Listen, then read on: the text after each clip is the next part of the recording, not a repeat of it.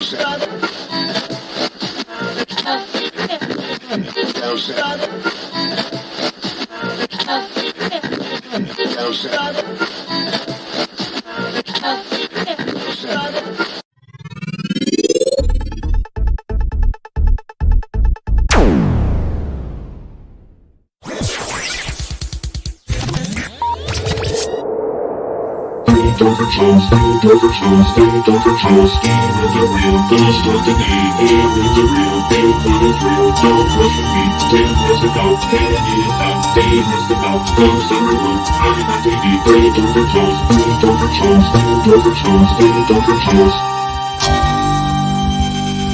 what you say or you'll get tickled.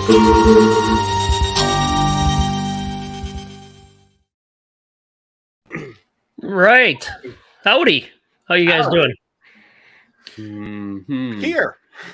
You're here? Yes. Here. That's a plus. Yeah. Tim Good with week. his death angel of death going, yo, I'm here. I love it. It's my What's favorite up? one so far, so I just haven't changed it. I need to change it up later. All right, let's see who is in the chat room so far. Hello, Robert, Melissa, and John. Welcome, everybody, and Britton. Ooh. So, hey, Bob. Thanks for joining us. And Bob already right out of the gate strong. Let me live, Neth, your spell. Do that voodoo that you do so well, because you do something to me nobody else could do. Oh, boy. wow. Oh. I'm feeling good tonight. Yeah. All right. We Loading also head, have Bob. Audra and Steve in the house. So cool. Well, welcome. Tonight we are going to talk voodoo and try to keep it a little defined because it's a huge topic, obviously. So I think the homework assignment was New Orleans voodoo, background, history, and misconceptions. However, we all know we typically take a different path between the three of us. Tim gets buried in a couple rabbit holes. I kept it close to New Orleans. I got why voodoo got there, and that's where I ended up having to stop. Yes. Good. All right, so we already got questions, so I'm just going to start flagging these. We'll get to the questions in a little bit. So John coming out strong with the question already, so that's good. All right, well, I will pass it off to Tim for his opening remarks. Awesome. So I love this topic. I ended up loving this topic more than I thought I was going to. Going down into the historic part of it, honestly, when I really kind of just thought about it, I don't know what the hell voodoo is. Like, I have a conceptualization. Wow. Yeah, I know. It's already started. Big word. It's strong. I'll keep the word small. I have an idea of what it is. But I have no, like, if you would say, what is it? Like, I really couldn't tell you if it's an actual religion or what. So learning about it was very nice. I wanted to know how it got to specifically New Orleans, Louisiana, and had a nice trip through that and learned a lot about it. Learned enough that I want to keep learning more about it. Ran into what looks like a pretty good book by a well-studied author. At least her credentials look so. So I think I'm going to purchase that book and check it out. It's that interesting. Is it this one, Tim? No. Oh, that's wait. Who's the author? Olivia Barrett? No. Okay. That's a good one too, though. Okay. Spend more money. Can't go wrong with books. We really need to get a deal with Amazon or whatever publishing company we're always getting books from. Right? It's crazy. Okay, is that it, Tim? That's it. All right, Kenny. I feel the same way. I didn't know much. I had this idea that it was a merging or a collection of different bits and pieces of different religions, but I wasn't sure. Like I was the same way as Tim. If you asked me to define voodoo, I'd be like, isn't that where they stick pins in dolls and hurt people?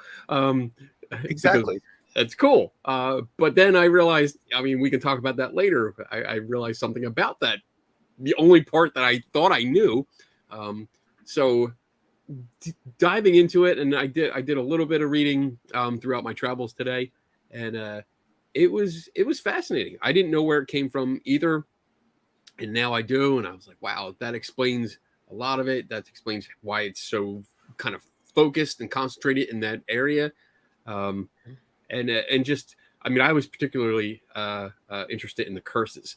As soon as I saw that, I was like, oh, let me see that. How do I do that? And I mean, and now I'm going to embark on a worldwide curse pandemic. I'm going to curse everybody. So we're going to have fun with that. So yeah, it was interesting. Really interesting to get into. And you're right, Dave. This is a huge topic. So I was like, do I want to fall down that rabbit hole, or just skim around the rim?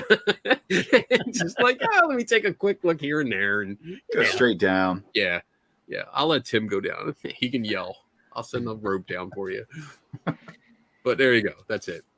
All right. So yeah, it's a great topic. It's something that's always interested me. We go down to New Orleans almost every year, and you're surrounded by it. The commercialized side of it, but you really need to dig a little bit more to get into the religious aspect of it, what it really is, what it really entails. Because obviously everything they slap voodoo on, it's a touristy thing. That's what people want to hear and see, and the little dolls and the gree-grees and the all the little trinkets that you can get. Yep. So it's pretty interesting. I mean, to me, it's interesting because you combine the commercialized side of it, you try to understand that, but then you get into the serious religious aspect of it, and there's a lot of neat parts of it. I think it's a great, and I'll say religion. It's a great religion to learn about if you're into the paranormal, because it combines religion, the beliefs of religion, spirituality, ghosts, haunting. There's mentions of hauntings in there, possession, communicating with your ancestors, the spirits after they die. So there's a lot of things that would be interesting to people. So obviously there's a reason why it would have an appeal in New Orleans for tourists, as well as others that might be involved in the paranormal field. So that's one part of it. The other parts of it to me that are really interesting is it's an individual thing. It stands for a lot of equality. There's male and females. There's no hierarchy bullshit like you get in the Catholic Church, for example, or other churches. You don't have to give up your belief system, which is kind of cool. If you come in with a one belief system, you can take that and build it into your individual practice of voodoo, which is pretty cool. Yeah. It's like a customized. It is. You can take it and make it. Yeah. And, you think with, some article, actually, JD posted something about the decline in Christianity. And then you see the decline in overall organized religion, but you see this uptick of, not uptick, but you're still seeing strong spirituality. And it's almost kind of interesting to me that something like voodoo isn't taking off more, because it's really, really individualized, and you can practice it as a group. You can do it by yourself. You can embed all your beliefs and stuff into it. So it's a lot of different ways you can go with it. One of the books I read, it's interesting that it says voodoo finds you. Nobody seems to really be pushed into it or forced into it. Just kind of, you find it. If it's in your family, yeah, you're exposed to it, but that doesn't even guarantee that you're going to be a voodoo practitioner. Because once you're out of your parents' house, let's face it, are you really going to go and continue on with it? That's another aspect. It celebrates your spirit, the ancestors, the gods, and your relationship with all of those things. So it's kind of a interesting mix in which, again, I'm not picking on the Catholic Church, but that's what I was raised as. That's what I know about. So you start talking about all three of us. You talk about why we're here. The spirit of your dead grandfather. You're communing with him for guidance in this life. They'd look at you like, wow, that's awful. Don't talk about that stuff. But in voodoo, that's totally accepted, which is pretty cool to me. Yeah. Down when New Orleans was founded, 1718, and we'll get into this with the history and the slaves being brought in, and the African religions, and then you had the big uprising in Haiti that brought in more of the religion into that area, which was already taken from the African regions, kind of tweaked a little bit in Haiti. Then you dump it into New Orleans. And to me, it just fits into the whole city. If you've been to New Orleans, it's like, well, here's the French Quarter, here's the American side, here's this, here's that. There's Spanish, there's French. And it kind of fits into that whole just dump shit into that area, and it all works. And you make it work and you make it happen. Voodoo priestesses, they you may think Marie Laveau, ooh, creepy, scary ghost type stuff or curses, but she actually did a lot of good, and a lot of women who were prominent in voodoo were really good about community. They spent a lot of time in the community. They did a lot of good work. And then, it's basically a way to help heal and better yourself and others in your community. There's actually a good message behind it. And I thought it would be a good topic because there's so many misconceptions about voodoo. There's just so many. I know there was a certain individual that stayed with us at one time, no names, but when the things of the voodoo on the wall and the talk of voodoo, oh, you got to stay away from that shit, man. That's scary shit. I'm like, what the fuck are you talking about? So it's a misconception that's also reinforced by media, movies, TV shows. I mean, look at a couple of people already mentioned, what was it, New Orleans in American Horror Story, Coven. They're already laughing. They're trying not to laugh. I'm sorry. But yeah, got to stay away from that shit, dangerous. Yeah. I'm like, oh, God, here we go. All right. Rubbish. So that's rubbish. Rubbish. It's all rubbish. All right. So let's get through two. Actually, I'll get through three of these. First one from Robert: isn't voodoo a religion? Yes, it is classified as a religion. And I think some people have a hard time wrapping their arms around that because there's so little hierarchy in it. There's so little organization to it that they have a hard time grasping. How can you not have a formal religion with all this hierarchy and formality to it? So that's interesting because, I mean, looking at it overall and reading about it, how it doesn't have a hierarchy, it doesn't have like your books, your rules, your dogma. I almost want to say it's like a religion of religions because it's like it's that merging and it's taking bits and pieces, and like we said earlier, it's customizable. You do what you want, and it's just, I think that's so foreign to people. That idea, because I mean, like us, we were all raised Catholic, and there's structure. There's a hierarchy. There's books. The Bible is something that nobody ever reads, but you're supposed to follow it, which is funny. But there's rules in there, commandments, and you have all these rights and stuff. But it's set in, like, for at least for me, that's what I see as religion. And even when I look at like Jewish faith and other religions, I see some kind of structure. Whereas voodoo, whenever, and this is the problem, whenever it was portrayed, and that was my biggest, what do I want to say? That's what I was exposed to the most, like media, how they presented it. It was this weird, magic, and people did weird dances and sacrificed chickens and all kinds of animals. And it was, that was evil. But the more you read into it, the more it's like, all right, well, they were borrowing things from different faiths and using it to their own, but to do good, like to be happy. It wasn't anything evil. And I think what I'm getting at is the non-structure was so foreign to, first world people that it was like, let's look at that as bad. And that's usually what we do. Usually people that, see themselves above everyone else look down at everyone, and anything that they don't understand is bad. So, well, that's a roundabout way to say that. I guess to kind of go on the back of that, along in my notes, I kept it very generalized because I know that this could get so deep and so much. I liked the idea of it for me was just like Voodoo 101, like an introductory class. But the stigmatization of it post Civil War, and even, well, especially right at the post Civil War, to give cause of segregation was just carried all the way through. And even the movie, I started to use the movie poster as my little picture there, but I thought that might break some rule, so I probably shouldn't. And now I can't find the damn movie. But yeah, so it was a 1960 movie, and it opened up. I mean, it just shows. Nope, that's not it. It just shows. Yeah, it shows.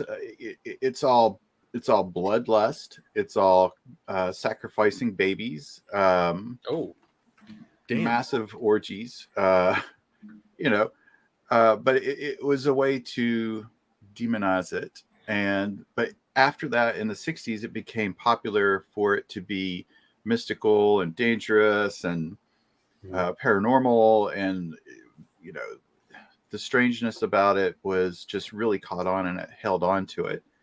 But in the beginning, even right off the bat, just reading from this, I'll give her credit. I really enjoyed her write-up. Olivia Barrett was mainly what I used to learn from it.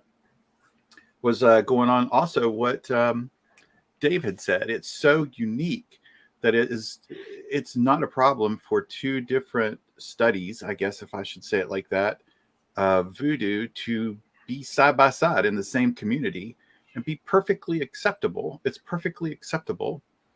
There's not conflict or what's another word? Competition. That's the way you study. That's awesome. More power to you. This is the way we study. And if you want to get together for lunch, we'll do it together. I mean, there's nothing. It's really nice. In the end, like Dave said, they're very open.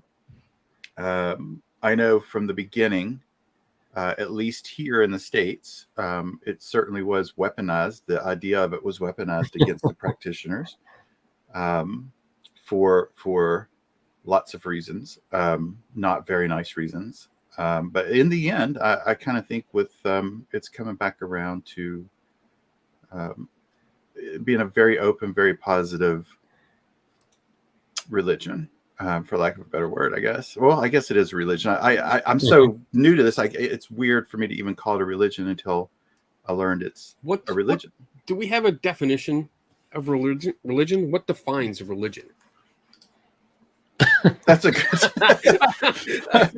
That's a Dave question. Come on. All right, hold on. Oh shit! Here we go. What's the upper? I mean, it's like an organized belief and worship of some sort of supernatural or some controlling power. I mean, that would be my quick definition. Let's definition in here. This says the belief in or worship of a superhuman controlling power, especially a personal god or gods. Okay. A particular system of faith and worship, a pursuit or interest in which someone ascribes supreme importance. So, I mean, it definitely is a religion then, by that definition. Yeah, I mean, under those definitions. Yeah. Okay. Good. So actually, let's get through a couple more questions because this will clear out some of the topics we want to talk about here. First, are you guys attempting voodoo on the show? Well, John, let us know after the show how you're feeling. John, this is you. Right here. I don't think we will be trying voodoo on the show tonight. We'll be talking about it. I don't have. How would you do that? How do you try? Like, how do you try Catholicism? How do you try Judaism? Grab the wafer and the wine and see what you think, my man. So I got some water here. Let me. If you turn it into blood, you're good to go. Oh. Ew. All right. So no, we will not be trying any voodoo tonight. We'll just be talking about it. Okay. All right. So this is a good question, actually, and I think we kind of touched upon this a little bit already. From Melissa. Question for all three of us: what was the one thing that surprised you about voodoo? Let's start with Kenny.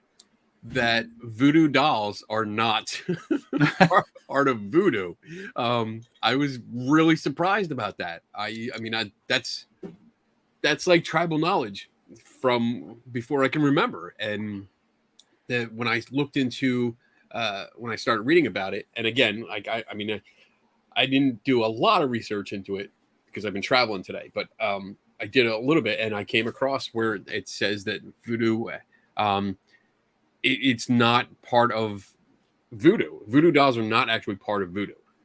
It's a separate thing. It came from different, I guess, a different form of religion. I got to look it up again. But it just wasn't part of it. I was actually so bummed out because I had just bought 2 voodoo dolls. And I was like, oh, I can't wait to put them on the show and I'll have them in the background. And then I was like, well, fuck. They're not part of it. I feel like an idiot because I should have researched it before. But I did. And that was my biggest surprise. So pass it up to Tim. Oh, yeah, easily my biggest surprise that I was not prepared for was the how it got mixed with Catholicism, and how it kind of adapted Catholic rituals to hide its own, because there was a time there were rules or laws set out that if you were caught practicing, even harboring or allowing the practice of voodoo, that you could be put to death. Mm-hmm. So, I saw lots of movies, and I can't remember. There was a really good movie. My God, I should have looked it up. But had the actor. He was a boxer. He's a little older now. Good movie. But it was about New Orleans and voodoo. But I would see that voodoo would have saints, and they would have different. And I was like, why? Like, how did that happen? Like, what is that? It honestly, like, even though I was very curious at the time, I never actually took the time to look up and see why until this. And this is one of the reasons I love this. I ended up loving this so much was because I found out that's why. So they basically hid behind the rites and rituals of Catholicism to continue to practice. And over time, it just kind of, some things just started to mesh and keep going throughout generations. And thought that was just amazing. I had no clue that that's how that got to be. Yeah, I agree. And I I think the way it kind of intertwined in order to kind of hide itself with Catholicism was very interesting. But overall, for me, it's just the level of misunderstanding and the misconceptions about it. It's amazing. When you start reading into it, it's like, wow, people really have no clue what this is except from what they've learned on movies and TV shows. You're muted, I think, Kenny. No, I'm not. I just wasn't thinking. I'm guilty of that. Because that's what I went with. I went with the tribal knowledge and I didn't actually look into it until tonight. So yeah, I'm happy that I learned something more. So let's blast through a couple more of these, then we can get into some of the background and then the misconceptions. From Bob, is there any structure when covens are involved, or are covens just stereotyping that religion? There's no covens in voodoo. That's Wiccan, right? That's Wiccan. Yeah. So I don't know if anybody has anything else to add to that one. But that seems like a quick answer. Is voodoo related to hoodoo that you do? So well. I can't remember. I'll start with Tim on this one. I have no idea. And actually, I'm looking up. It was killing me, so I looked up the actor's Mickey Rourke, and now I have to find the movie that. So what I found for hoodoo, that was more practice in rural Louisiana. It's very, very individualized. If you think voodoo was individualized, hoodoo is even more individualized. And the rituals are passed down through the families. Let me see what other... There's a lot more spell work and hexes in hoodoo than there are in actual voodoo. And it's known as, what do they call it? Southern conjuring or conjurers. And it's really rituals that are... You do things to help seek a certain preferred change in your life, but not necessarily, the ritual won't necessarily get it get you there for sure. It's more of it kind of pushes the change and pushes you in the right direction. It's almost like a self-fulfilling prophecy. And at least from the take of these two authors, which seem to be pretty well versed, they spent a lot of time studying it. Voodoo is a religion. Hoodoo is more on the magical, supernatural side. I'm just going to read off the Wikipedia entry that mentions this.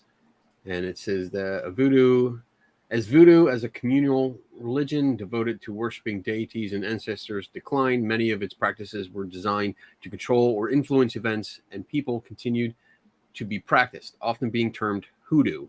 In New Orleans, hoodoo displayed greater Roman Catholic influences than similar African American folk practices elsewhere in the southern states.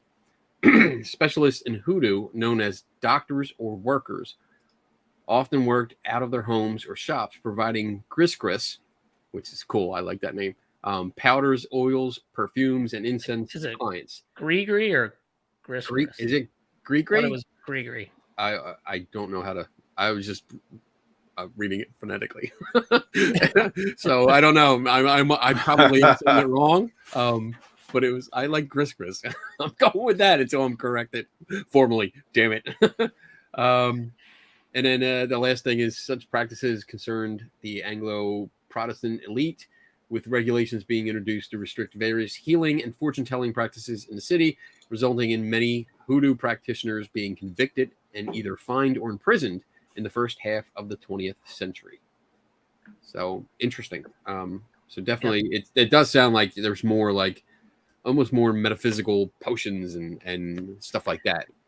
Yeah, and JD's right. I mean, is it specifically an Afro-diasporic religion? But yeah, so is voodoo. A lot of both of these came from Africa originally. And if you really want to get into the background of those African religions and how they came to the U.S. and what they do, this is a really good book.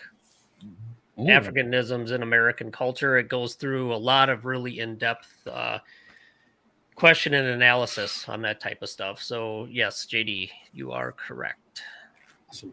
But again, I think there are differences, but then again, here's the thing. It's hard to say what the differences are, because if, let's say, you were a Southern conjurer or a hoodoo practitioner and you wanted to do voodoo, you just absorb that right into what you're doing. I like that. It's just like, you know, hey, I heard something today. I like that. I'm going to start doing that. Yep. That's now part of my religion.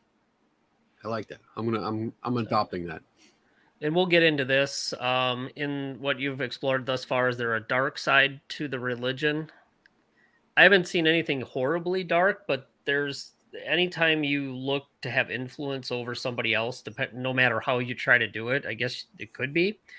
To me, it got really interesting. Not really dark, but it kind of got shady. Where Marie Laveau, as a hairdresser, she would go around and basically do the hair of all the rich people and guess what they'd find out? A lot of good intel. Oh, so-and-so is having a problem here. So-and-so is having a problem there. This guy's doing this. She's doing that. That kind of information can be used to weave certain, I wouldn't say spells, but to do certain things. So there are this list of voodoo curse, and there's two here. There's at least two here. One example of a voodoo curse was to place an object inside the pillow of a victim. Another involves placing, and this is my favorite one. This is what I'm going to do. Another one involves placing a coffin, sometimes a small model, sometimes much larger, inscribed with the victim's name on their doorsteps. So yeah, I'm totally going to do that. I told these guys before the show, I'm going to go to Michael's, raid their Halloween section, get all the little coffin boxes, and I'm going to inscribe everyone's name. And just look, one morning you're going to wake up, you're going to find one of these on your doorstep. It's from me. God damn it, Kenny. Like, look at and I'll laugh and I'll go, oh, what a nice present. Thanks. Because I mean, I don't have to actually be there. I can send it through the mail because they put it on your doorstep. So that counts as far as I'm concerned. That does kind of work. All right. We're all cursed. We can curse whoever we need to curse. That's fine. Been cursed for a long time. Zach, what? All right. Roots in history. Where did voodoo come from? Where did New Orleans voodoo come from? So you go way back to where all this started. It is 10,000 years ago or so. And the roots are in Mesopotamia, Egypt, West Africa, India, Turkey, Croatia, Israel, Greece, Rome. I mean, it goes all the way back. And the point of the show is not to give a comprehensive historical lecture on where the roots of voodoo came from. So it's and I'm going to read a couple notes here. It's a fusion of religious practices from Africa. So obviously based there mainly in Africa, and heavily influenced, as we talked about, by the Roman Catholic Church. And that's as they got into the US. And we can talk about that because there was a certain point where there were laws that you had to instruct your slaves on religion, and the only religion allowed to be instructed on was Roman Catholicism. Why does that not surprise me? Shocker. Then, of course, you get the French, Spanish, the Creole people all together. Little nuances there, background from in culture and religion from each one of those. Voodoo came to New Orleans in about 1700. That's when it first started, and obviously that's it coincides with the African slave trade coming and bringing slaves into New Orleans. A lot of the people came from the Benin. They were the the Fon people from Benin, West Africa, and that's where the roots of a lot of where the basic components of the religion got transferred and brought over here. And then in Haiti, they were incredibly the slave trade brought, of course, slaves to Haiti as well, but they were incredibly persecuted in Haiti. And then there was a revolt and uprising. And then in 1791 to 1803, about 1,300 Haitian refugees made it to New Orleans, which brought their version of voodoo into New Orleans. So that's just my couple quick points on the root and the history of voodoo coming to New Orleans. So Kenny, Tim, got anything else to add? That's exactly you hit right where I was at. My notes in 1791, an uprising over the French colony of Saint Dominique, Domingue, Dominique. Come on. Oh, it's tough. I'm sorry. But that's what gave rise to Haiti. America's first Black Republic was Haiti. The slave owners there as well ran to New Orleans and brought with them their slaves, which also brought with them the voodoo and the religion. Sorry.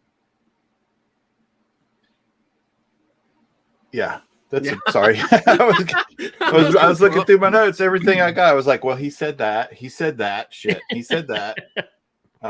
But so just to point out, I just thought how it got here when I read and when I found the 1791, when the revolution over the French colony happened, it freaked out a lot of the white slave owners there. Yes. They picked up, they ran and fled to the nearest place, which was the New Orleans. And they took what they could, as well as the refugees that also took off during the battles that didn't want to be there for that, and ended up in New Orleans as well, which became the hub of voodoo for what we know it today in America, I should say. Outside of that, I don't have much more, but that was I like that part because that was one of the questions that I had was like, how did he get here? And that answered it for me. And it was fascinating. It was fascinating reading that. I mean, that's all I have because you guys obviously did more than I did. It was fascinating just reading about that and how it's just you're seeing the evolution of this, literal evolution, because it's coming together and more influences come in and it changes. It's not something that's set in stone and strict and anybody new coming in, we're going to change you. This is the reverse of what I'm used to hearing. You know, it's Mhm. it's new people coming in and everyone that's there adopting new ideas. So I actually like it. I really like this idea. It's Yeah. it's a cool concept. I wish more people were open like this, you know, and not so rigid in their belief systems. Mhm. But you know, each to their own. Yep. Who am I? I guess before I imagine this, so you'll get to this, Dave. But just my next notes below, which I thought was pretty interesting, was in Americas, the states, Mhm. they had heard about the overthrow of the colony. Right.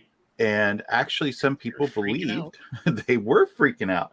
And they were like, oh shit, they're coming here. Fucking voodoo. They were. They were like, well, Well, some they of the did. people that I cannot pronounce this. I looked up the pronunciation. I couldn't do it, but there was a god, or at least one spirit entity. It looks like it's spelled IWA, Iowa, Awa, but Iowa. it's not pronounced that way at Sure, it all. wasn't Iowa? LWA, Loa. It could be LWA. Either way, it's underlined in red in my notes because it's like, I think, what the I think you're probably going with LWA, Loa. Yeah. Loa. Okay. Yeah, so they actually started believing that their god kicked the shit out of their god and began the campaign of demonizing it and started spreading propaganda, even in newspapers. I wanted to take the time to look up newspaper reports, is that it was widely noted in this article or this write-up about it that they would print newspaper articles about the sacrifices of babies, the crazy orgies, the kidnapping of white women. Fear begets fear. Yeah, and it was all part of an organized attempt to throw it down, keep it as demonized as possible, to create fear around it. Mm-hmm. Yeah. Yeah, it's a And good. I just want to clarify. I did check, and it is LWA. Okay. All right. I did a search through the document, and I was like, "Oh, it does come up L." Okay, I thought it was an I. For I years, thought it I've was been an I saying. too. I'm glad I was right because, man, I've been wrong for years. Then down in New Orleans, everybody's like, "What a fucking idiot from up north." The hell is that guy talking about? Fucking Yankee. All right, so a little bit more. Tim brought up some good points, and the reason it's kind of known as a hidden religion, and it still maintains some secrecy, and it's not practiced openly out in public. Not you'd have to actually go looking for it. If you're in New Orleans, you are not going to like you'd walk into a church and go to mass. You're not going to go to a voodoo ceremony if you don't know anybody and you don't know where to go and how to do that.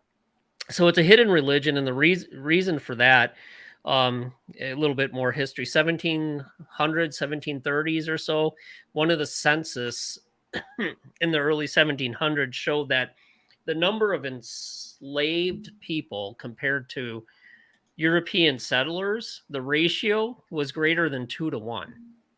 And this gets to what Tim was saying. They're like, "Ooh, there's an uprising in Haiti, and Yeah. we might have trouble here because we got to Yep. watch that."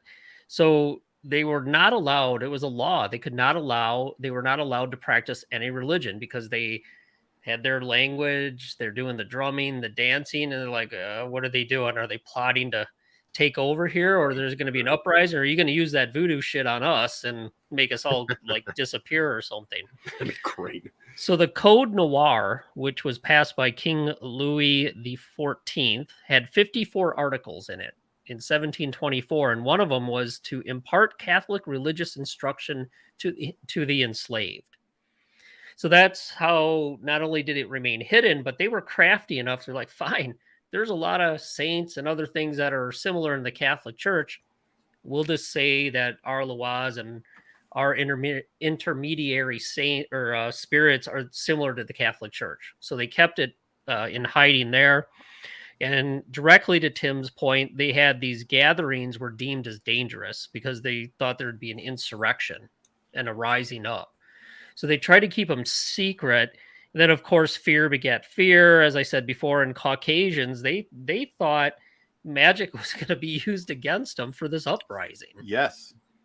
So they ended up basically passing a municipal ordinance in New Orleans in 1817 that said, you can't gather for dance or any other purpose except on Sundays in Congo Square, which is now Armstrong Park, and you can go there and walk through it. And that's where they would come together and have a celebration or a ceremony, a voodoo celebration or ceremony there. And then they also had a little more private ones at Lake Pontchartrain, Bayou St. John, and some other areas. And the other thing I want to comment on real quick, and I'll turn it back over to Tim and Kenny for additional comment, is you talk about people being white people being afraid of it, which is really interesting because Marie Laveau, and we all know who that is, she would get a wide range of people at her voodoo ceremonies, including a lot of white wealthy people. So they had no problem with that. There was not this reverse racist crap and all this racism going on. It's like, hey, you're here for the religion and you want to have the experience, and we're very open and we're very good about that. So to me, that was a really positive thing. I mean, they couldn't do it out in public, obviously, but they remained and it stayed hidden. And that's a little bit of a history on why it was hidden. And I think today, like I said, and most of it's commercialized. In order to find it, you really got to look. Yeah. All right, back to you two for comments. From what I saw, so many laws were passed against the practice, and it was almost like anti-psychic and fortune-telling laws of today. You had back then, which it seemed to be directed directly and specifically at voodoo practitioners to stop them from what they're doing, and so it went underground, and that's exactly what it did. It performed in secret, and it seems to. I mean, are you getting at like true voodoo is still in secret today, and what we see when we visit, like when you visit, if you go down there, let's say you and Tim go down there as first-time tourists in New Orleans, unless you go to a voodoo museum and learn something, most likely you are not going to see it being practiced. The most you'll see maybe in one of those shops, or if you kind of gaze into somebody's window as you're walking by at night, you might see their own personal little altar.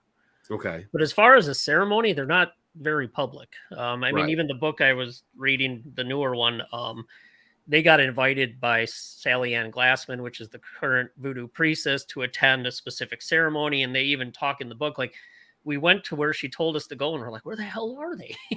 And they're walking through, and then you have to look for these, they were saying, look for the paintings on the wood fences, the voodoo symbology and the skulls. And it's like, that's pretty cool. I mean, they're trying, I don't think it's quite as hidden, obviously, as it was in the past, because they don't have to worry about the repercussions from a legal standpoint. But it's just, you don't go to a building and they say voodoo ceremony at 12 noon on Sunday. You're just not going to see that. So I guess what I'm getting at is, even though it was practiced in secrecy, like today, I've never been to New Orleans. I've never been in that area, so I don't know. I have no idea except for what I've seen on TV. So is it more of like what you do see?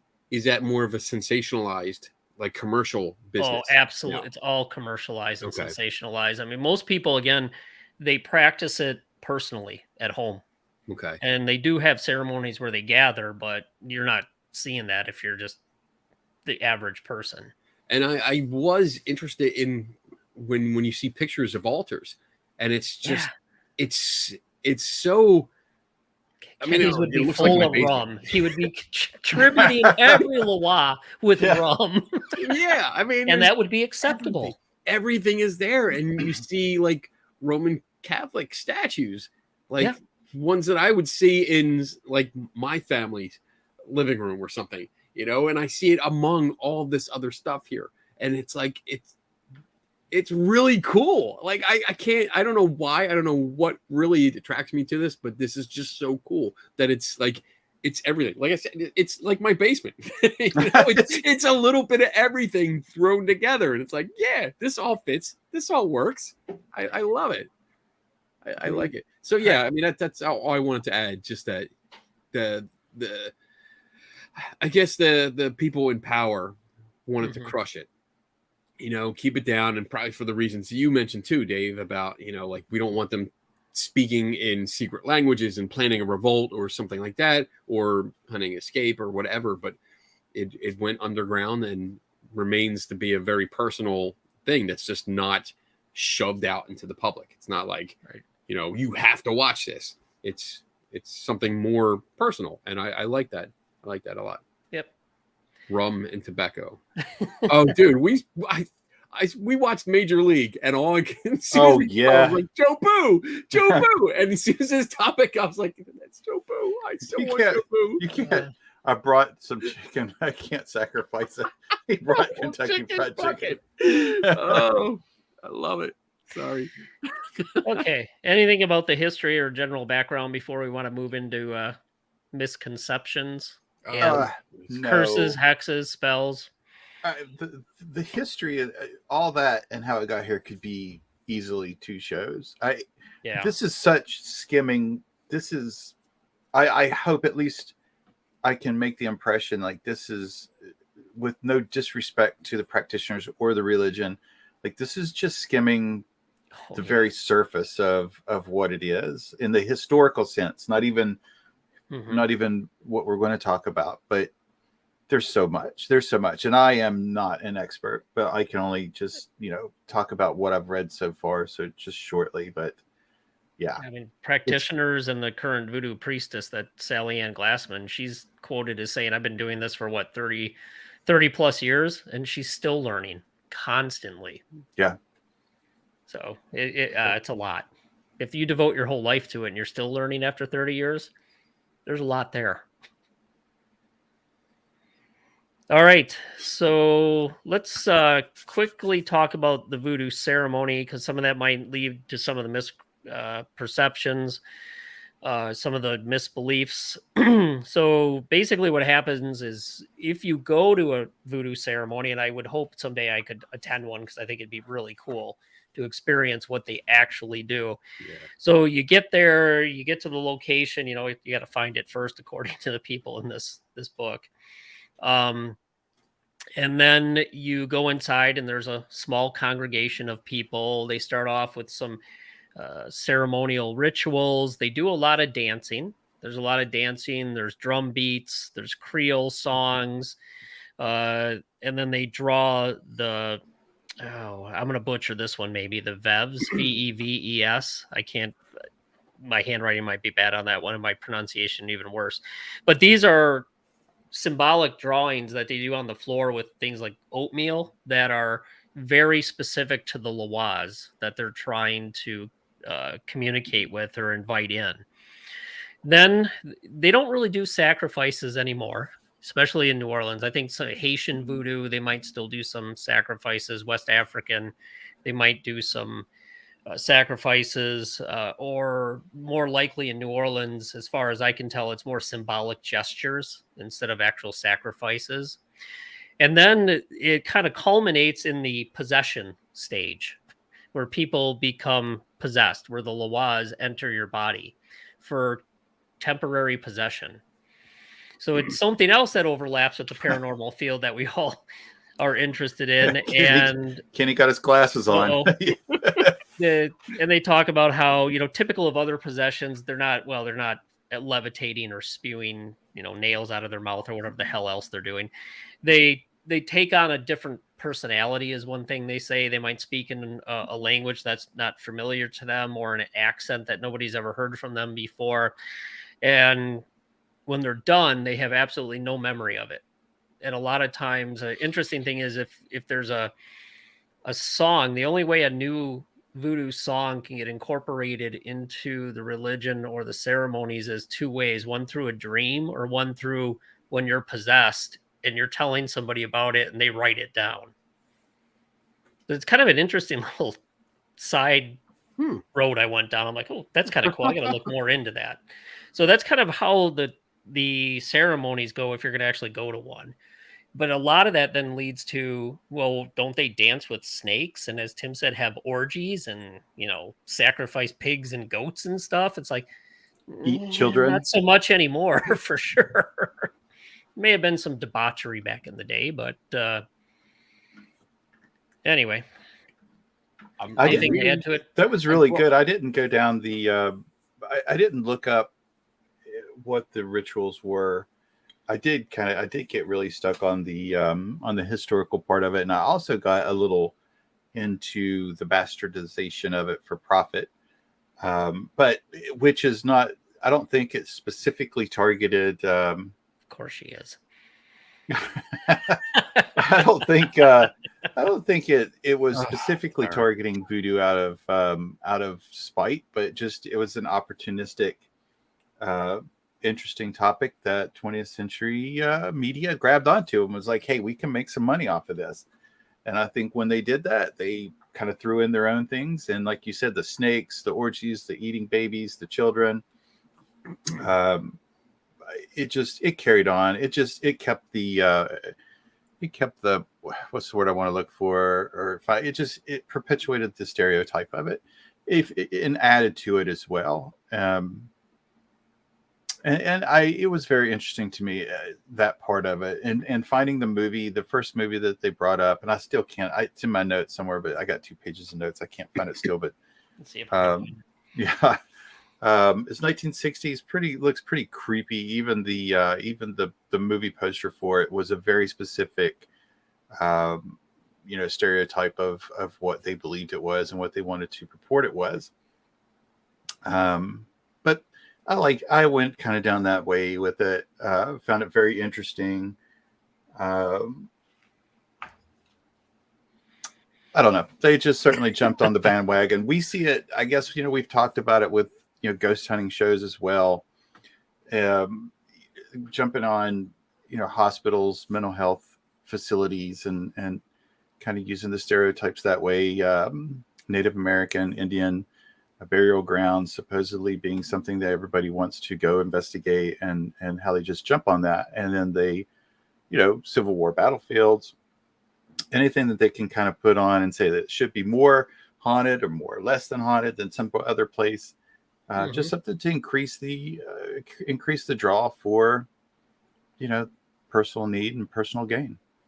I think that's what happened to voodoo as well. All right. Reading up on this possession by the Loa, is that right? Yep. Loa. It's interesting. There's a lot of words in here I am not even going to attempt to pronounce. I misspelled a 3-letter word. How bad is that? I had 3 letters and I fucked it up. It's interesting. I mean, it looks like there's the practice of this possession. There's the belief that the soul has 2 halves, and that the Loa pushes out part of that or half of that and enters in and takes over the person. That's why they don't have memory of everything that happens during the possession, because that part of their soul is out of the body. And it also goes on to say that the possession facilitates direct communication between the Loa and his followers. And it communicates with their devotees, offering counsel, blessings, warnings of the future, and healing. There's a healing function to it. That possessed individual, with the possessed individual expected to reveal possible cures to the ailments of those assembled. That's fascinating to me. Yeah. I'd love to see that. That's why I'd love to go to a ceremony. Yeah. It also mentions that clothing that they touch is regarded as bringing luck. That they also offer advice to the individual that they are possessing. So I guess it's spoken out to the crowd, and the crowd tells them later on when they can remember. But it's amazing. There's a lot more. I never knew any of this. I had no idea. So this is fascinating to me. And now this is going to be all night. I'm going to be up reading more about this. And then when you get into New Orleans and just get away, I mean, if you could, the commercial stuff is great, but when you start seeing, you go into the restroom in a bar that you're visiting, and there's actual voodoo symbols people have drawn instead of, for the good time call message that you usually see there. It's pretty interesting to see it, because then you start looking it up. It's like, oh, that's what that means. And it's kind of like, well, why did they put it there? It's just kind of a cool thing to dig into. Yeah. So, all right, before we get to the misconceptions, let's see. Both Redmond have the number of people who practice voodoo decreased over time. And then John said, did you find a number of how prevalent voodoo is, or how many people, or how many are claimed to practice it? The only two numbers I found, which again, you got to remember, this is a little hard to say because there's a lot of people that practice it privately. I think the last number I saw worldwide, 60 million people they think practice voodoo, and 30 million of those are in Africa. Wow. So I don't know then if it's going up or down. I did not come across anything like that. All right, you just made me think of another. All right, question. So why don't we move into the misconceptions, and then we can get into the hex stuff. Everybody doing good? Do we need a break, or should we keep going? Well, I mean, if we're going to keep going, maybe we can do it. We haven't done a break in a while. Okay. Sorry. Voodoo is officially recognized as a religion by the government, which means if I would adopt that, Tax write-off. Oh, yeah. You can write off all that rum you leave on the altar at home. Mm-hmm. I look for any break, dude.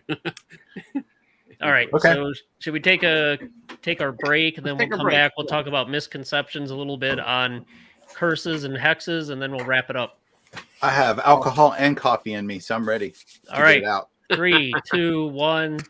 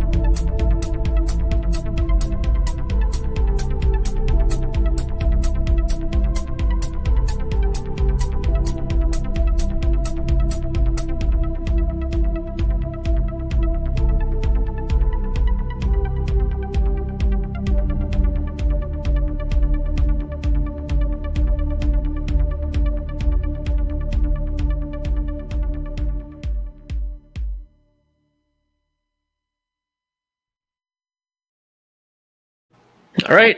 We're back. Hey. All right. Let's answer a question or two, and then we'll set the stage for misconceptions, and then get into the last topic, curses and hexes. Ooh, scary. How close is New Orleans Voodoo to Santeria? I don't know a lot about that, but I think there's probably some overlap because they both come originated from West Africa.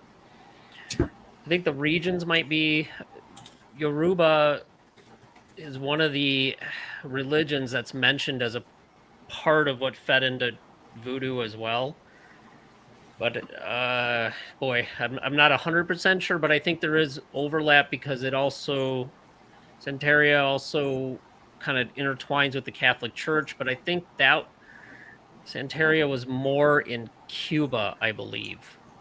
But then, of course, there's probably a link between Haitian voodoo, the Brazilian religions, and then as you get into Cuba. So I'm not really 100% sure. So that's just kind of my random thoughts on that. I don't know that much about that specific religion. It looks like they share a lot of similarities. I'm trying to get through the page here because there's a different. I have a page here that's the difference between. I mean, they have houses of worship, shrines, offerings, animal sacrifice, initiation, healing, amulets, divining, funerals, mediumship. To me, if I'm remembering right, it's almost like it's a little more on the, even more so on the mystical, supernatural, paranormal side than the voodoo part of it, or than voodoo is. But I could be way off. Yeah, I see. It's like how do you say it? Santeria. Oh, I'm sorry, Santeria. Santeria uses or Santeria. I always think of the song every time I see it. It uses a lot of animal sacrifices sometimes on a daily basis, as opposed to voodoo. And Santeria is not an official religion and is less popular and well known than voodoo. So I'll post the link to that, to this site that I'm looking at here. That's like voodoo and hoodoo, and they all get wrapped into the African diasporic religions. Yeah. Okay. All right, Taryn, do you think black magic is a part of voodoo? I think overall, I would say probably not. It's not typically black magic practiced with voodoo. Might be some more of that in hoodoo, but that isn't to say there could be some practitioners that bring in some black magic into what they're doing. I don't think generally though it's not about that. That's actually one of the misconceptions is it's about doing harm to people, and that's not true. They don't actually. There is no belief in the devil in voodoo at all. That's interesting because I did see at one point it was I'm pretty sure I read that it was a bunch of white authors that labeled it as devil worshiping. Yeah. I'd have to I got to check on that though, but that's interesting. All right. Misconceptions. We already talked about this, set it up a little bit. Because it was practiced in secrecy due to fear and misunderstanding. They were trying to disempower the slaves. There's this fear of rhythmic drumming. I don't know. Some people think you start hearing rhythmic drummings, it's like, Jumanji, it's going to be bad. Rhythmic drumming. Kenny Voodoo, loves it bad. on the show. It's usually not good. Then things like spirit possession, especially when you get back into the Catholicism, possession, that's like a demonic thing. We don't get possessed. Yeah. Like, well, actually, don't you guys always, not you guys always, but sometimes when you talk about people getting possessed by the Holy Spirit, that's different though. Come to West Virginia or Appalachia in general, and you'll hear people catch tongues or speak in tongues. We speak in tongues after enough alcohol. So there's also the general fear of spirits, of course. There a lot of people, including some people on TV ghost hunting shows, they hunt ghosts and they're afraid of spirits. That's great. What?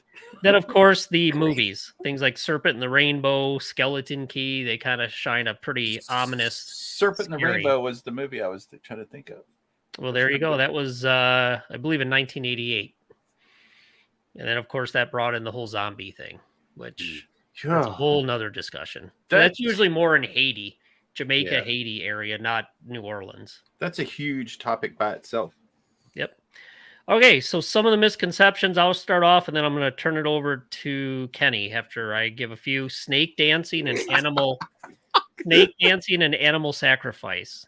Some don't believe in the divine part of snakes, and that seems to have died out in the 19th century.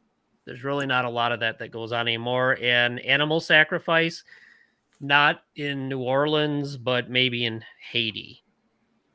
So the souvenir shops, voodoo shops, that doesn't help any. They blend hoodoo and voodoo together, and it kind of distances you as a consumer or a buyer even further from what is really trying to be accomplished on the religion side with voodoo.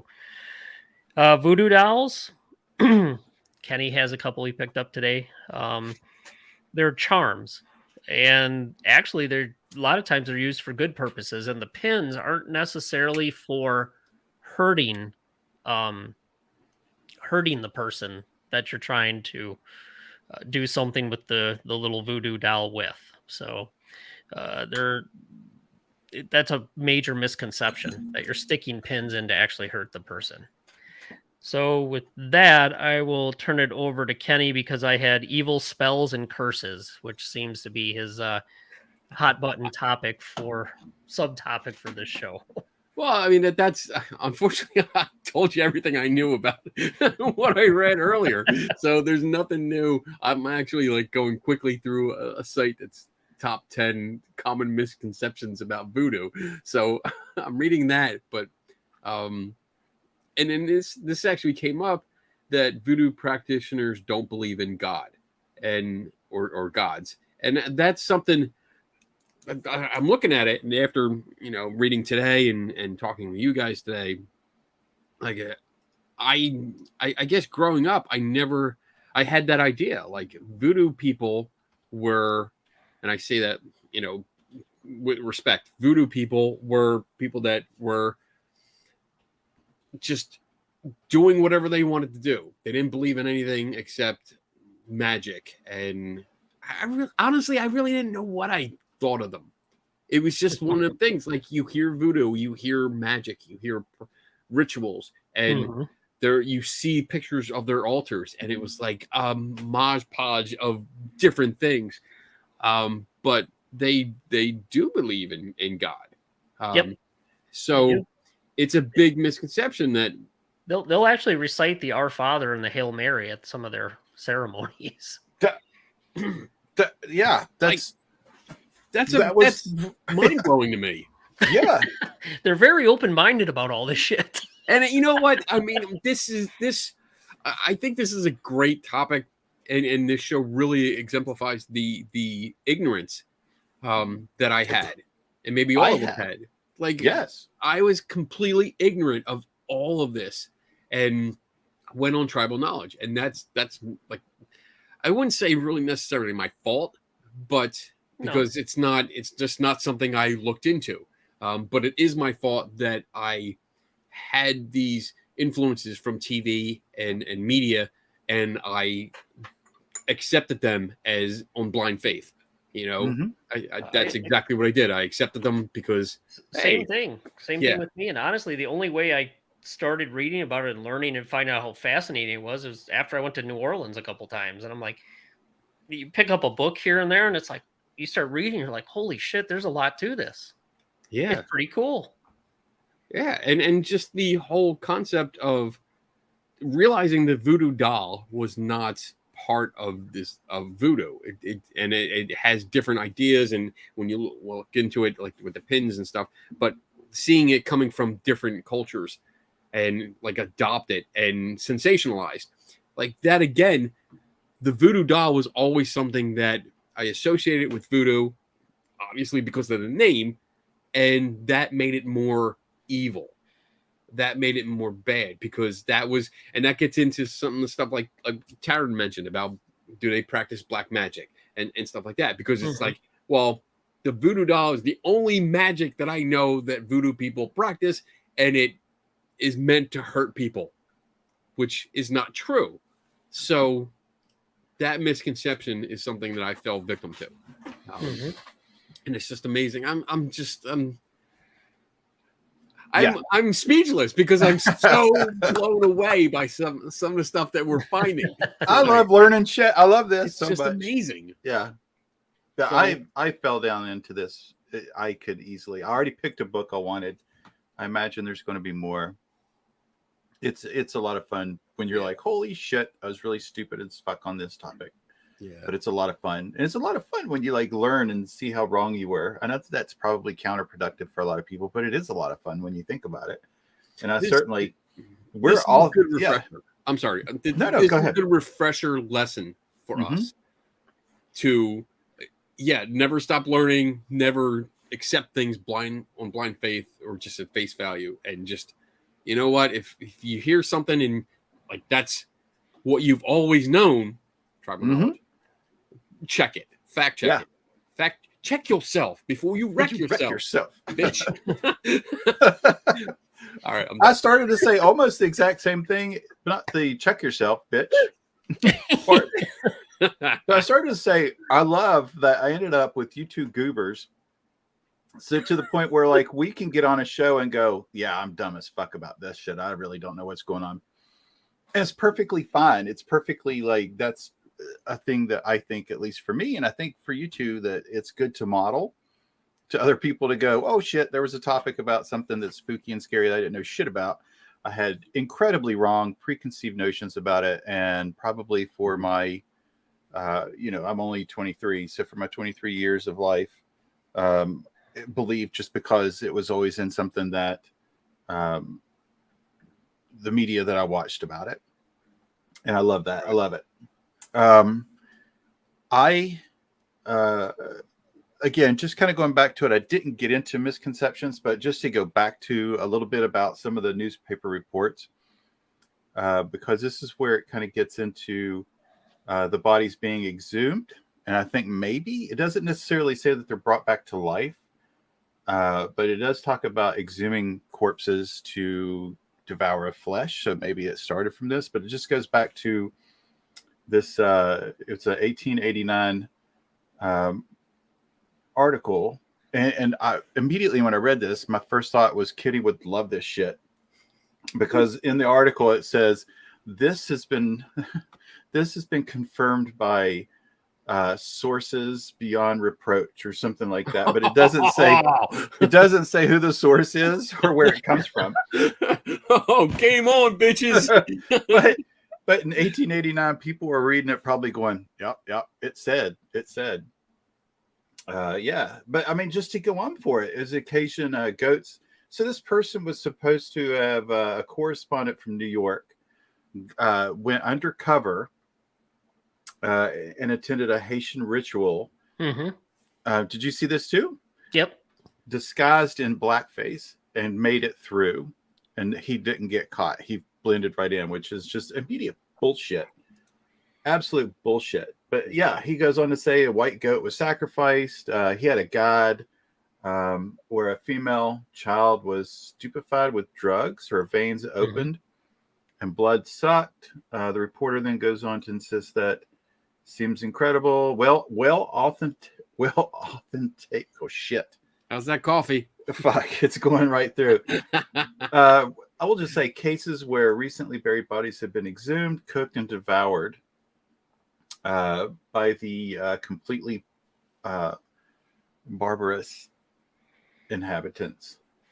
And so, I don't know. I saw a nice little question come through about like, how did the voodoo doll get put in? I don't really know. I don't know, but it seems like these are the things that people wrote about to keep the thought of anybody that would run across a voodoo. Like, it was so important to keep this down at that time, because it seems like voodoo in the 1800s, especially after the uprising, was something that a culture could empower themselves by gathering around a common belief, and empowering people is not something that they wanted to do then. Right. So the voodoo dolls, it's symbolic. It's an effigy where pins are inserted, but that happens all over the world. However, the voodoo title implies that it's linked to Haitian and Louisiana voodoo, which it's not really. It's a touristy thing. It really is. It's a touristy thing down there. And then if you look at a little more of the history, the link between this and the magical practice was really popularized by Western culture during the later half or the first half of the 20th century.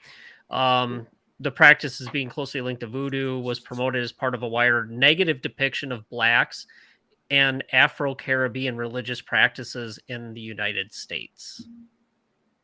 Yeah. So it's kind of made it. I mean, then in movies, of course, they had, the voodoo doll and Indiana Jones and whatever movie that was of Right. The Indiana Jones series. But yeah, it's really been something just kind of, it's a worldwide thing that there are effigies, there's symbolic things, people put pins in them. It happens in religions, other religions all over the world. However, in Haitian and Louisiana voodoo, it just isn't a big thing. But you find plenty of them you can buy down there. Yeah. Cool.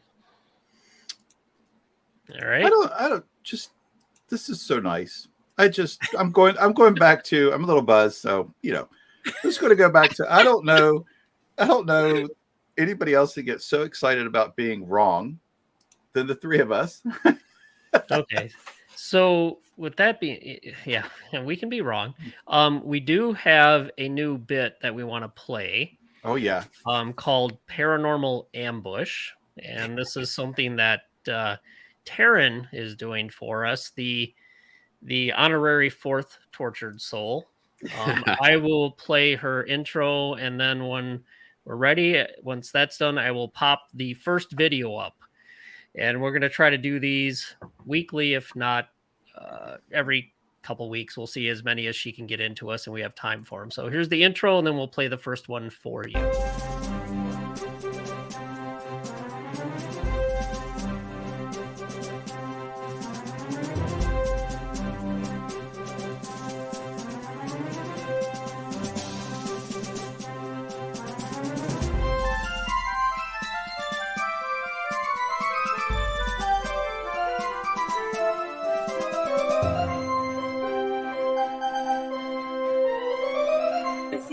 That's right.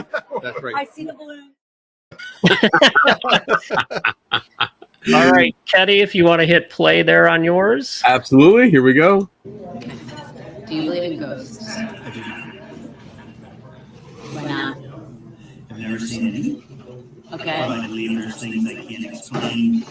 I've never attributed them to ghosts. What would you think it was? I don't know, I can't explain it. Coincidence, phenomena. I just can't explain it. And me, it's never equals ghost. Paranormal. All right, that's it. Hold on. Okay, so that's the first one. So the whole idea of this is she's gonna randomly talk to people and ask them, do they believe in ghosts? And she'll kind of ambush them. Yep. I think this idea came out of when I was on the cruise, and she may have filled in for you guys. She was going through a drive-through for a fast food place or something, and you guys told her to ask the person if they believe in ghosts. So I was kind of laughing. I'm like, that's a great idea, but if she keeps doing on drive-through food places, a year from now, we're going to be like, well, you put on a little weight. Does that have anything to do with the segment you're doing for us?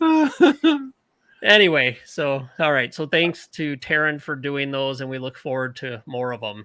And yeah, that was fun. That's great. I kind of find it interesting that people will talk to a complete stranger about their belief in ghosts faster than probably anything. It's just kind of like, you're a stranger, don't talk to me. Here's your money. Do you believe in ghosts? Oh yeah.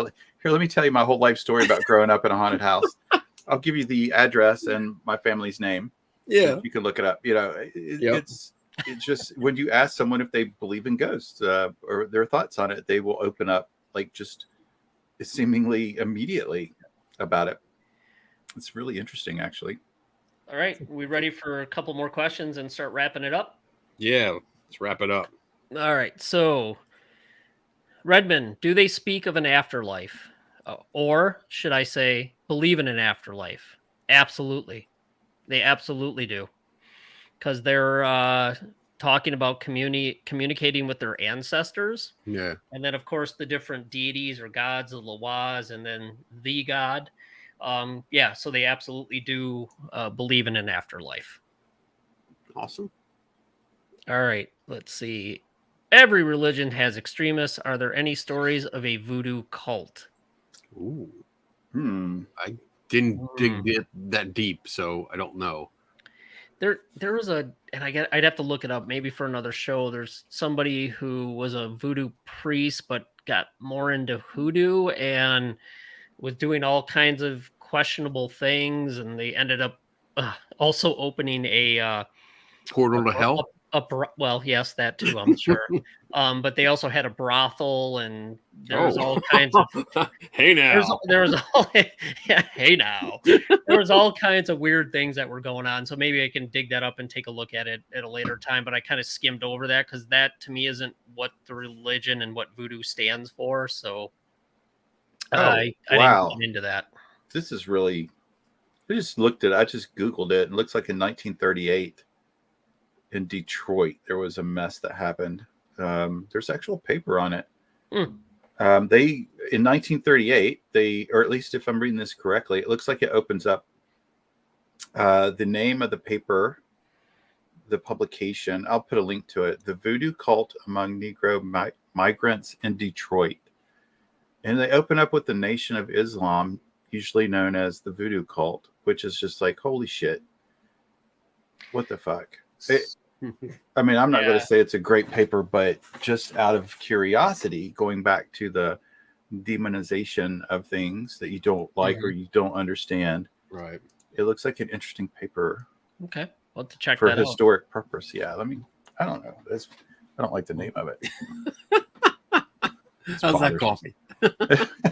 All right. So I don't like shit like this, but Tim's posting that. Don's question: what books would you all recommend on the topic? So I'll show them, and then I can type them and list them later. This is a good one. That's good. This one's good for a general background of New Orleans, and they talk about voodoo in there a little bit. This one, they put the word voodoo on, which they got me. I thought that'd be a good book. I'm like, there's hardly anything about fucking voodoo in this. Assholes. Wait, the Voodoo Handbook hardly has anything about voodoo in it? Not a whole lot. There's a lot of history. I mean, there is stuff in there, but a lot of it is, there's a lot, but it's commercial. It's more commercialized, and there's a lot of history in it. So I should say there's not a lot of really good stuff in there. But it's okay. The other thing I'll do is I will try to post all the papers and academic stuff that people have written on it. There's a couple people that, one person that did a master's thesis for a master's of public health on how certain types of religious practices, specifically voodoo, have impacts on healthcare based on what people believe and how they think a voodoo practitioner or something part of voodoo can heal them and what they need to do. And then there's a bunch of papers on, can you actually scare somebody to death by putting a curse or a hex on them? And they start talking about all the physiological responses to people. And basically they say, if you believe it enough and you're so upset and concerned about it, you stop eating and drinking. Yeah, sure. It can kill you, but it's self-inflicted. Yeah. Self-fulfilling prophecy. Yes. Yeah. Right. 2 more questions, which are about the show, which is great. Where is our next 3TS watch party? Oh, yeah, we're working on that. Good answer. We should find we should get the 1960 film. Yes. About voodoo. I mean, I haven't seen it, but it looks crazy. So I put the name of it in there earlier. So let's say the next month we'll do one. Douglas Fowley's Macumba Love, Macumba. Okay. We can do that. Let's say in the next month, and then also a completely off topic. Well, no, but it's a 3 tortured soul question, so it's on topic. It's more on topic than some of the discussion in the chat room, which is incredibly awesome. Yeah. And as I'm sometimes fading as we go on and on, I look at those chats. I'm like, oh, I'm wide awake again. It's good stuff.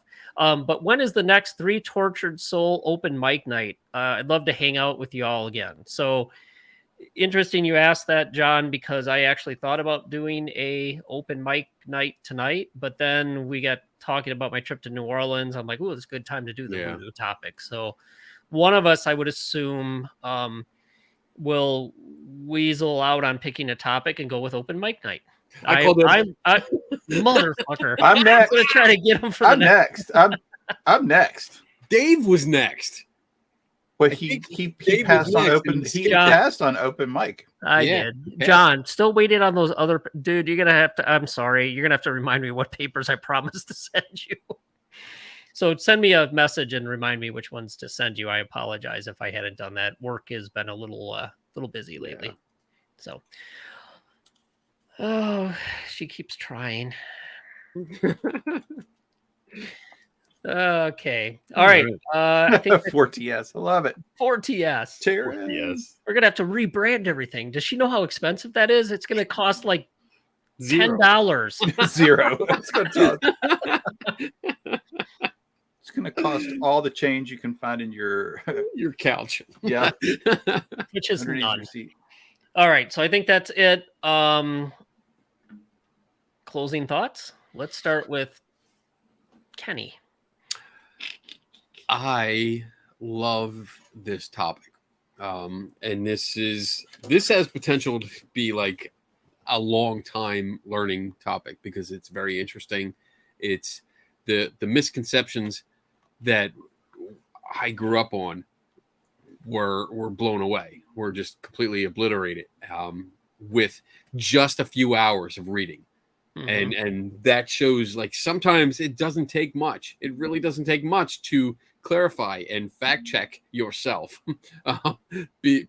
But take the time, and like I said earlier, if you're relying on information that you've always known but never checked, it's time to check it. Before you engage in conversation or debate, especially a debate, check it. Go back and look. And this is a prime example because we learned so much tonight or today over the last couple of days, just going through this and realizing what it is and what it's not, especially what it's not. So I'm happy that we had this topic. I'm glad Dave brought this up and we had a chance to dive into it and just learn and understand. I mean, that's great. I'm always for learning, but with that is always the understanding part. You have to understand what you're learning or else it's nonsense. It was fun. So I'm good. And I'm glad we finally got to get Taryn's bit on. Yes. It's great. And we'll do a weekly thing. That's awesome. That's my closing tonight. Her closing thought is she is a fourth tortured soul. End of story. There you go. All right. Tim? So I'm good. Yeah. Same thoughts. Love it. I will admit, probably everything I learned from voodoo comes from those movies.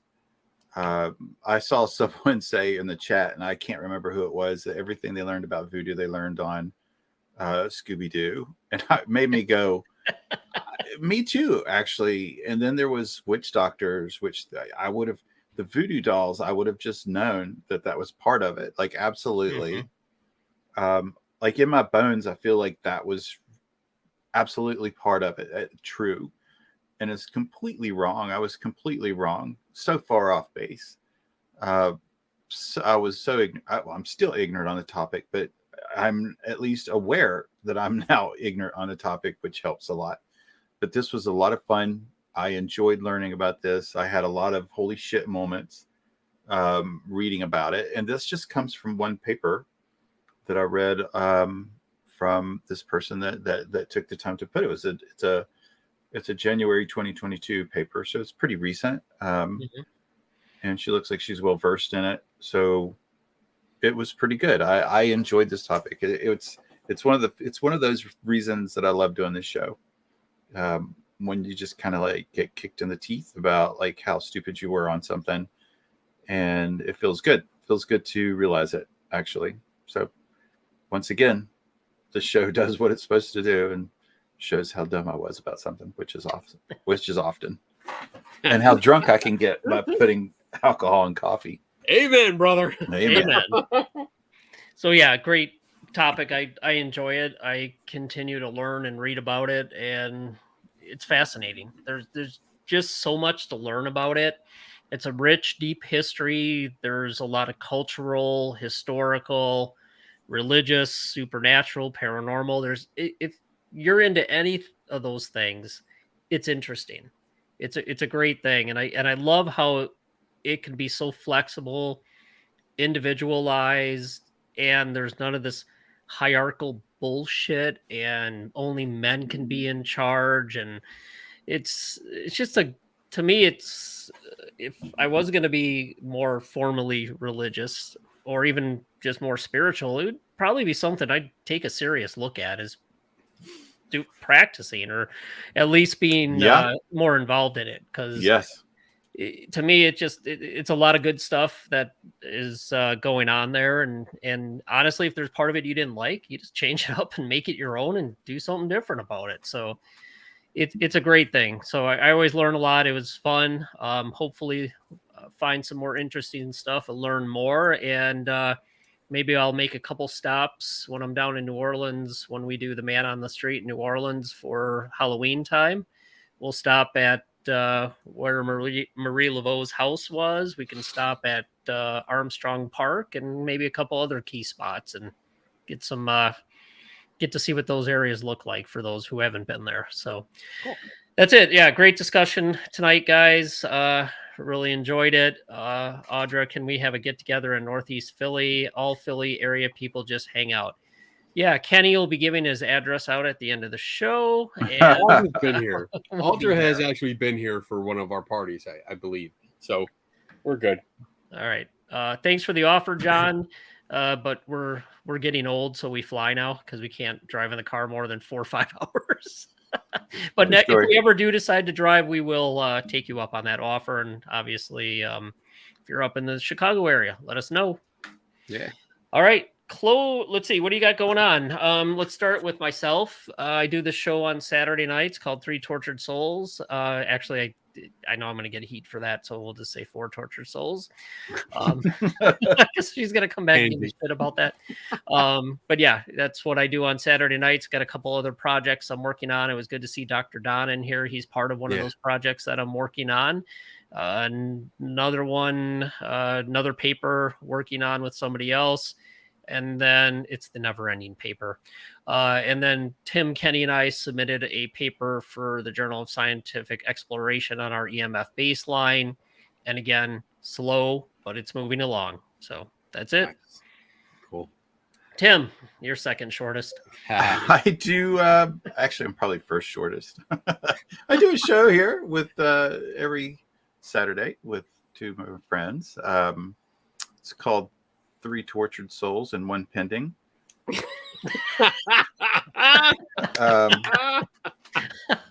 One pending. The application has not yet been approved by Tim. Yeah. Yeah, Your one check pending. hasn't cleared yet. Can you get vicared before you're actually part of the group?